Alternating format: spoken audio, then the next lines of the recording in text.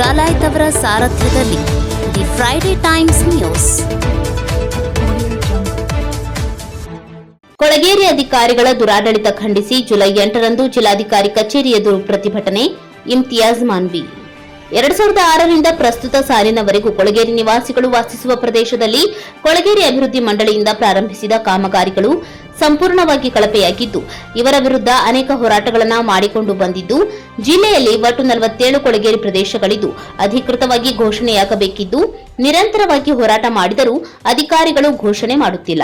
ಅಧಿಕಾರಿಗಳ ದುರಾಡಳಿತ ಖಂಡಿಸಿ ಗದಗ ಬೆಟಗೇರಿ ಅವಳಿ ನಗರದ ಕೊಳಗೇರಿ ನಿವಾಸಿಗಳು ಇದೇ ಜುಲೈ 8ರಂದು ಜಿಲ್ಲಾಧಿಕಾರಿಗಳ ಕಚೇರಿ ಎದುರು ಬೃಹತ್ ಪ್ರತಿಭಟನೆ ಮಾಡಲಾಗುವುದು ಎಂದು ಸ್ಲಂ ನಿವಾಸಿಗಳ ಜಿಲ್ಲಾಧ್ಯಕ್ಷ ಇಮ್ತಿಯಾಜ್ ಮಾನ್ವಿ ಹೇಳಿದರು. ನಗರದ ಪತ್ರಿಕಾ ಭವನದಲ್ಲಿ ಶುಕ್ರವಾರ ಸುದ್ದಿಗೋಷ್ಠಿಯಲ್ಲಿ ಮಾತನಾಡಿದ ಅವರು, ಕೊಳಗೇರಿ ಜನರು ವಾಸಿಸುವ ಸ್ಥಳಗಳನ್ನು ವೀಕ್ಷಿಸಿ ನೈಜ ಫಲಾನುಭವಿಗಳನ್ನು ಗುರುತಿಸಿ ಸರ್ಕಾರದ ಸುತ್ತೋಲೆ ಪ್ರಕಾರ ಮನೆ ನಿರ್ಮಿಸಬೇಕಾಗಿದ್ದು, ಕೊಳಗೇರಿ ಅಭಿವೃದ್ಧಿ ಮಂಡಳಿಯವರು ಯಾವುದೇ ರೀತಿಯಲ್ಲಿ ಪಾಲನೆ ಮಾಡಿಲ್ಲ. ಮನೆ ನಿರ್ಮಿಸಲು ಮೂಲ ಟೆಂಡರ್ ಬೇರೆಯವರಿಗೆ ಆಗಿರುತ್ತದೆ. ಸಹ ಗುತ್ತಿಗೆದಾರರು ಅದನ್ನು ಪಡೆದು ಕಾಮಗಾರಿ ನಿರ್ವಹಿಸಿದ್ದು, ಅವು ಎಲ್ಲವೂ ಸಂಪೂರ್ಣವಾಗಿ ಕಳಪೆ ಆಗಿರುತ್ತದೆ ಎಂದರು. ಈಗಾಗಲೇ ಮನೆ ನಿರ್ಮಿಸುವ ಕಾಮಗಾರಿ ಪ್ರಾರಂಭಿಸಿ 3 ವರ್ಷ ಕಳೆದರೂ ಯಾವುದೇ ರೀತಿಯಲ್ಲಿ ಮನೆಗಳು ಸಂಪೂರ್ಣಗೊಳಿಸಿಲ್ಲ. ಅದರಂತೆ ಮನೆ ನಿರ್ಮಿಸಲು ನೀಡಬೇಕಾದ ಸಾಮಗ್ರಿಗಳು ದೊರೆಯದೆ ಕೊಳಗೇರಿ ನಿವಾಸಿಗಳಿಗೆ ಅಧಿಕಾರಿಗಳು ಮತ್ತು ಗುತ್ತಿಗೆದಾರರು ಸೇರಿ ಮೋಸ ಮಾಡುತ್ತಿದ್ದಾರೆ. ಮನೆ ಮೇಲೆ ಬ್ಯಾಂಕಿನ ಮೂಲಕ ಸಾಲ ಹೊರಿಸಿ ಮನೆ ಮಾಲೀಕರಿಗೆ ಹೊರೆ ಮಾಡುತ್ತಿದ್ದಾರೆ. ನೈಜ ಫಲಾನುಭವಿಗಳನ್ನು ಗುರುತಿಸದೆ ಸುಮಾರು 25 ವರ್ಷಗಳಿಂದ ಒಂದೇ ಕಚೇರಿಯಲ್ಲಿದ್ದುಕೊಂಡು ಅಧಿಕಾರಿಗಳು ಭ್ರಷ್ಟಾಚಾರದಲ್ಲಿ ತೊಡಗಿರುತ್ತಾರೆ ಎಂದು ಆರೋಪಿಸಿದರು. ಗದಗ, ಕೊಪ್ಪಳ ಜಿಲ್ಲೆಗಳಿಗೆ ಗದಗ ಒಂದೇ ಕಚೇರಿ ಇದ್ದು ಅಧಿಕಾರಿಗಳಿಗೆ ಭ್ರಷ್ಟಾಚಾರ ಮಾಡಲು ಒಳ್ಳೆಯ ಅವಕಾಶ ಕಲ್ಪಿಸಿಕೊಂಡಿದ್ದಾರೆ ಎಂದ ಅವರು, ಕೊಳಗೇರಿ ನಿವಾಸಿಗಳಿಗೆ ಮೋಸ ಮಾಡುವಂತಹ ಅಧಿಕಾರಿಗಳು ಗದಗ ಜಿಲ್ಲೆಯಲ್ಲಿದ್ದಾರೆ. ಇವರನ್ನ ಈ ಕೂಡಲೇ ಸೇವೆಯಿಂದ ಅಮಾನತು ಮಾಡಿ ಮೂಲ ನಿವಾಸಿಗಳಿಗೆ ನ್ಯಾಯ ಒದಗಿಸಬೇಕೆಂದು ಉನ್ನತ ಅಧಿಕಾರಿಗಳಿಗೆ ಆಗ್ರಹಿಸಿದರು. ಈ ಪತ್ರಿಕಾಗೋಷ್ಠಿಯಲ್ಲಿ ಕೊಳಗೇರಿ ನಿವಾಸಿಗಳಾದ ಅಶೋಕ್ ಕುಸ್ಬಿ, ದುರ್ಗಪ್ಪ ನವಲಕುಂದ್, ಇಟಕಿ ಸೇರಿದಂತೆ ಮುಂತಾದವರು ಉಪಸ್ಥಿತರಿದ್ದರು. ಬಹಳ ಪ್ರಮುಖವಾಗಿ ಕಳೆದ 2006ರಿಂದ ಸುಮಾರು 18 ವರ್ಷಗಳಿಂದ ಗದಗ ಬೆಟಗೇರಿ ಮತ್ತು ಗದಗ ಜಿಲ್ಲೆಯಲ್ಲಿ ವಲಸೆ ಪ್ರದೇಶಗಳ ವಸತಿ ಆಗಿರ್ಬೋದು, ಹಕ್ಕುಪತ್ರ ಮತ್ತು ಆ ಭಾಗದ ಅಭಿವೃದ್ಧಿ ಕಾಮಗಾರಿಗಳಾಗಿರ್ಬೋದು, ಇದಕ್ಕೆ ಸಂಬಂಧಪಟ್ಟಂಥ ನಿರಂತರವಾಗಿ ಈ ಸಮಿತಿಯ ನೇತೃತ್ವದಲ್ಲಿ ಅನೇಕ ಹೋರಾಟಗಳು ಮಾಡ್ತಾ ಈ ಜನರ ಒಂದು ಸಮಸ್ಯೆಗಳಿಗೆ ಸ್ಪಂದಿಸುವ ಕೆಲಸ ಈ ಸಂಘಟನೆಯಿಂದ ಮಾಡ್ತಾ ಬರ್ತಾ ಇದ್ದೀವಿ. ಸುಮಾರು ಈ ಭಾಗದಲ್ಲಿ ಗದಗ ಬೆಟಗೇರಿ ನಗರದಲ್ಲಿ ಅಧಿಕೃತವಾಗಿ 47 ವಲಸೆ ಪ್ರದೇಶಗಳು 1973 ಕಲಂ ಪ್ರಕಾರ ಘೋಷಣೆ ಆಗಿದೆ. ಅದರ ಜೊತೆಗೆ ಸುಮಾರು 30ಕ್ಕೂ ಹೆಚ್ಚು ಗುಡಿಸಲು ಪ್ರದೇಶಗಳು ಐಡೆಂಟಿಫೈ ಮಾಡಲಾಗಿದೆ. ಅಂದರೆ ಡಿಕ್ಲೇರೇಷನ್ ಮಾಡಬೇಕು ಅಂತೇಳಿ ನಗರಸಭೆಯಿಂದ ಸರ್ವೆ ಕೂಡ ಆಗಿದೆ. ಅದಕ್ಕೆ ಸಂಬಂಧಪಟ್ಟಂಥ ನಾವು ನಗರದ ಕೆಲವೊಂದು ಕೊಳಚೆ ಪ್ರದೇಶಗಳು ಡಿಕ್ಲೇರೇಷನ್ ಮಾಡಬೇಕು ಅಂತೇಳಿ ನಗರಸಭೆಯಿಂದ NOC ಜೊತೆಗೆ ಆ ಸ್ಥಳೀಯ ಕುಟುಂಬಗಳ ದಾಖಲೆಗಳನ್ನು ತಗೊಂಡು ಸುಮಾರು 3 ವರ್ಷಗಳ ನಿರಂತರ ಹೋರಾಟದ ಜೊತೆಗೆ ಆ ಘೋಷಣೆ ಮಾಡಬೇಕು ಅಂತೇಳಿ ಸ್ಲಂ ಬೋರ್ಡ್ ಅಧಿಕಾರಿಗಳಿಗೆ ಆ ದಾಖಲೆಗಳನ್ನು ಕಳಿಸಿ 2 ವರ್ಷ ಕಳೆದರೂ ಕೂಡ ಇನ್ನೂವರೆಗೂ ಘೋಷಣೆ ಮಾಡುವಂಥ ಕೆಲಸ ಈ ಅಧಿಕಾರಿಗಳು ಮಾಡ್ತಾ ಇಲ್ಲ. ಇದನ್ನು ನಾವು ಸುಮಾರು ಬಾರಿ ಮಾನ್ಯ ಜಿಲ್ಲಾಧಿಕಾರಿಗಳ ಗಮನಕ್ಕೆ ಕೂಡ ತಂದಿದ್ದೀವಿ. ಅದರ ಜೊತೆಗೆ ಏನು 2005ರಿಂದ 2009ವರೆಗೂ ಗದಗ ಬೆಟಗೇರಿ ನಗರದಲ್ಲಿ 10 ಸ್ಲಂಗಳಲ್ಲಿ 152 ಮನೆಗಳು ಬಾಂಬೆ ಯೋಜನೆಯಲ್ಲಿ ಮನೆಗಳನ್ನು ಕಟ್ಟಿದ್ದಾರೆ. ಅದಾದ ನಂತರ 2009ರಿಂದ 2009 ಮತ್ತು 3 ವರ್ಷಗಳ ಕಾಲ 2011ರವರೆಗೂ IHSDP ಯೋಜನೆ ಅಡಿಯಲ್ಲಿ ಸುಮಾರು 738 ಮನೆಗಳು 10 ಸ್ಲಂಗಳಲ್ಲಿ ಕಟ್ಟುವಂತ ಆಗಿದೆ. ಇತ್ತೀಚೆಗೆ 2019ರಿಂದ ಇಲ್ಲಿವರೆಗೂ ಗದಗ ಬೆಟಗೇರಿ ನಗರದಲ್ಲಿ 863 ಮನೆಗಳು PMAY ಪ್ರಧಾನಮಂತ್ರಿ ಆವಾಸ್ ಯೋಜನೆಯಲ್ಲಿ ಮನೆಗಳು ನಿರ್ಮಾಣ ಮಾಡ್ತಕ್ಕಂಥ ಕೆಲಸ ಈಗಾಗಲೇ ನಡೀತಾ ಇದೆ. ನಮ್ಮ ಒಂದು ಬೇಡಿಕೆ ಇರುವುದೇನಂತಂದ್ರೆ ಏನು ಸುಮಾರು ಸಾವಿರಾರು ಮನೆಗಳು ಈ ಕೊಳಗೇರಿ ಜನರ ಒಂದು ವಸತಿ ಸೌಲಭ್ಯಕ್ಕಾಗಿ ಬಂದಿದೆ. ಅದನ್ನು ನೈಜ ಫಲಾನುಭವಿಗಳಿಗೆ ಗುರುತಿಸಿ ಮನೆಗಳ ಕಟ್ಟುವಂಥ ಕೆಲಸ ಆಗಬೇಕಾಗಿತ್ತು. ಅದರ ಜೊತೆಗೆ ಏನು ಸರ್ಕಾರದ ಸುತ್ತೋಲೆ ಇದೆ, ಏನು ಗೈಡ್ಲೈನ್ಸ್ ಹೇಳ್ತಿದೆ, ಆ ಗೈಡ್ಲೈನ್ಸ್ ಪ್ರಕಾರ ಮನೆಗಳು ಕಟ್ಟಬೇಕಾಗಿತ್ತು. 863 ಮನೆಗಳು ಸುಮಾರು 3 ವರ್ಷ ಆದರೂ ಯಾವುದೇ ಮನೆಗಳು ಕಂಪ್ಲೀಟ್ ಆಗಿಲ್ಲ. ಯಾಕಾಗಿಲ್ಲ ಅಂತಂದ್ರೆ ಮೇನ್ ಕಾಂಟ್ರಾಕ್ಟರ್ ಇರೋದು ಗಂಗಾವತಿಯದವರು. ರಾಘವೇಂದ್ರ ಎಂಟರ್ಪ್ರೈಸಸ್ ಅಂತೇಳಿ ಒಬ್ರು ಕಾಂಟ್ರಾಕ್ಟ್ ತೊಗೊಂಡ್ರು. ಅವ್ರೇನು ಮಾಡಿದ್ರು ಅಂದರೆ ರೆಡ್ಡಿ ಅನ್ನೋರಿಗೆ ಇನ್ನೊಬ್ರು ಸಬ್ ಕಾಂಟ್ರಾಕ್ಟರ್ ಬಳ್ಳಾರವ್ರು ಕೊಟ್ಟು 863 ಮನೆಗಳು ಗುತ್ತಿಗೆ ಕೊಡುವಂಥ ಕೆಲಸ ಆಗಿತ್ತು. ಆ ಕಾಂಟ್ರಾಕ್ಟರ್ ಏನು ಮಾಡಿದಂದ್ರೆ ಮತ್ತೆ ಗದಗಲ್ಲಿ ಬೇರೆ ಬೇರೆ ಸ್ಲಮ್ಗಳು ಹಂಚಿಕೆ ಮಾಡಿ ಅವ್ರಿಗೆ ಸಬ್ ಕಾಂಟ್ರಾಕ್ಟರ್ ಕೊಡುವಂಥ ಕೆಲಸ ಆ ಒಂದು ಕಾಂಟ್ರಾಕ್ಟರಿಂದ ಆಯ್ತು. ಇದೇನಾಯ್ತಂದ್ರೆ ಒಬ್ಬ ಕಾಂಟ್ರಾಕ್ಟರಿಂದ ಇನ್ನೊಬ್ಬ ಕಾಂಟ್ರಾಕ್ಟರ್ಗೆ, ಆ ಕಾಂಟ್ರಾಕ್ಟರ್ ಇನ್ನೊಬ್ಬರು ಕಾಂಟ್ರಾಕ್ಟರ್ಗೆ ಪರ್ಸೆಂಟೇಜ್ ಕೊಡುವಂಥ ಕೆಲಸ ನಿರಂತರವಾಗಿ ನಡ್ತಾ ಇದೆ. ಹಂಗಾಗಿ ಮನೆಗಳು ಇನ್ನೂವರೆಗೂ ಕಂಪ್ಲೀಟ್ ಆಗಿಲ್ಲ. ಅದ್ರ ಜೊತೆಗೆ ಕಳಪೆ ಕಾಮಗಾರಿ ಕೂಡ ಈ ಒಂದು ಮನೆಗಳು ಆಗ್ತಾ ಇದೆ. ನಾವೇನು ಸ್ಲಮ್ ಸಮಿತಿಯಿಂದ ಸುಮಾರು 2-3 ವರ್ಷಗಳಿಂದ ಈ ಮನೆಗಳ ವೀಕ್ಷಣೆಗಾಗಿ ಸಾಕಷ್ಟು ಬಾರಿ ನಾವು ಆ ಸ್ಥಳಕ್ಕೆ ಹೋದಾಗ ಅನೇಕ ಮನೆಗಳು ಅರ್ಧಂಬರ್ಧ ಮಾಡಿ ನಿಂದ್ರಿಸುವಂತಾಗಿದೆ.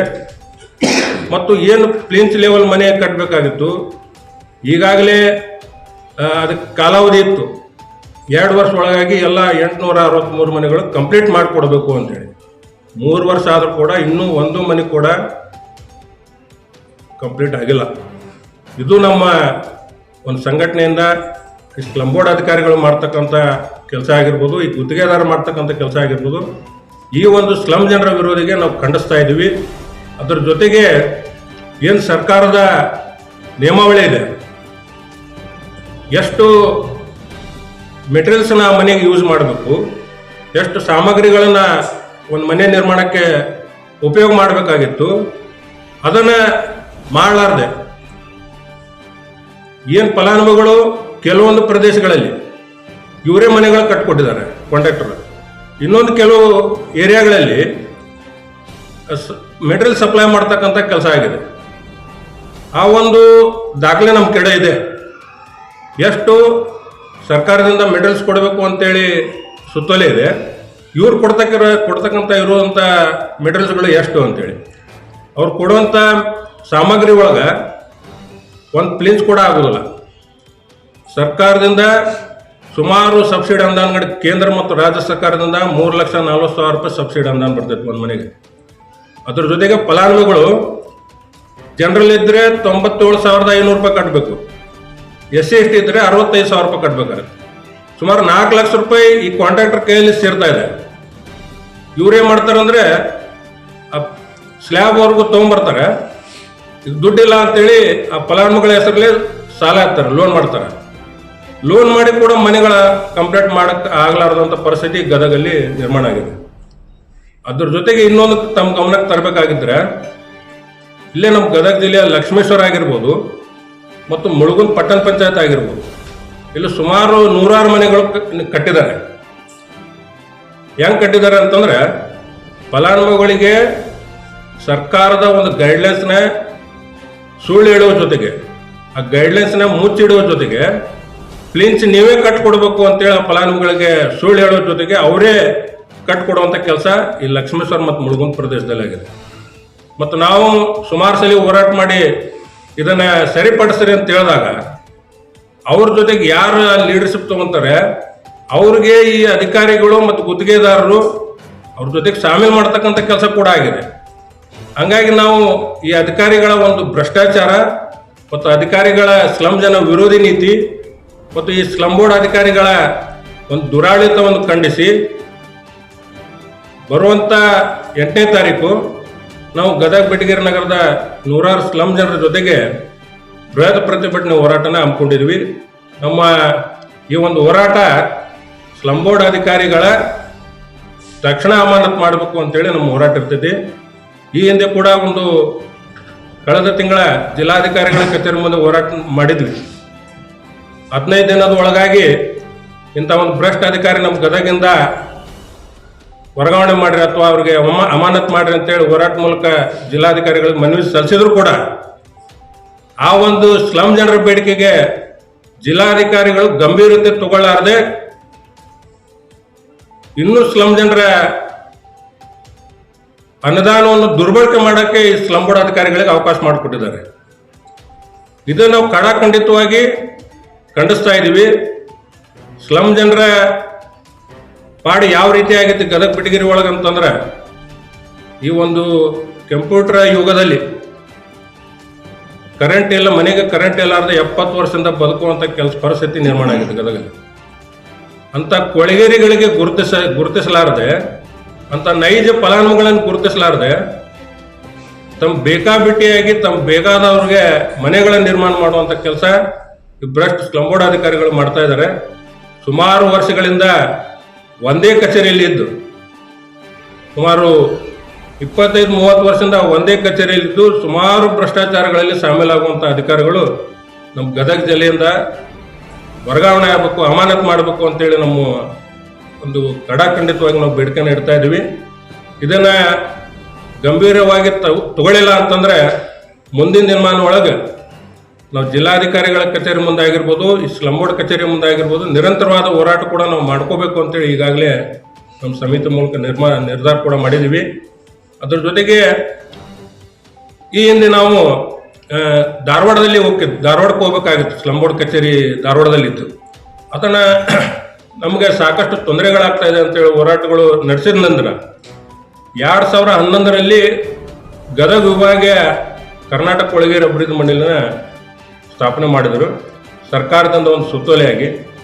ಇದು ಗದಗ ಅಷ್ಟೇ ಅಲ್ಲ, ಗದಗ ಮತ್ತು ಕೊಪ್ಪಳ ಜಿಲ್ಲೆಗೆ ಸಂಬಂಧಪಟ್ಟಂತ 2 ಜಿಲ್ಲೆಗೆ ಸಂಬಂಧಪಟ್ಟಂತ ವಿಭಾಗೀಯ ಕಚೇರಿನ ಗದಗಲ್ಲಿ ಸ್ಥಾಪನೆ ಮಾಡಲಾಗಿದೆ.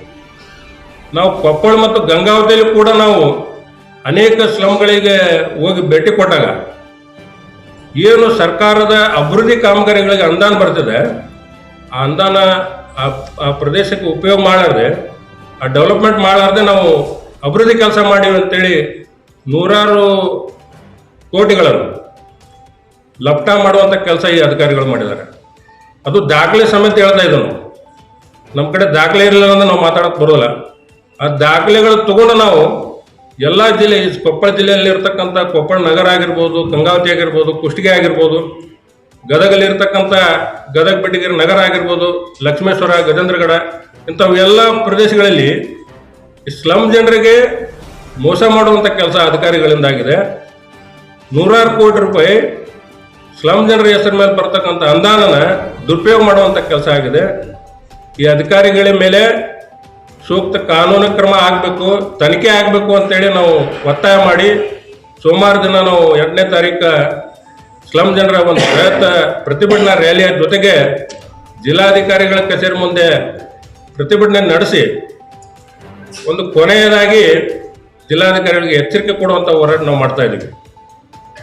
ಅದಕ್ಕೂ ಮಾನ್ಯ ಜಿಲ್ಲಾಧಿಕಾರಿಗಳು ಸ್ಪಂದನೆ ಕೊಡಲಿಲ್ಲ ಅಂತಂದರೆ ನಮ್ಮ ಮುಂದಿನ ಹೋರಾಟ ನಿರಂತರವಾಗಿ ಹೋರಾಟ ಇರ್ತೈತೆ ಅಂತೇಳಿ ಸಂದರ್ಭದಲ್ಲಿ ಹೇಳಿ ತಾವೆಲ್ಲ ಈ ಪತ್ರಿಕಾಗೋಷ್ಠಿಗೆ ಸಹಕರಿಸಿದ್ದಕ್ಕಾಗಿ ನಮ್ಮ ಸಮಿತಿಯ ಮೂಲಕ ಧನ್ಯವಾದಗಳು ಸಲ್ಲಿಸ್ತೇನೆ. ಜೈ.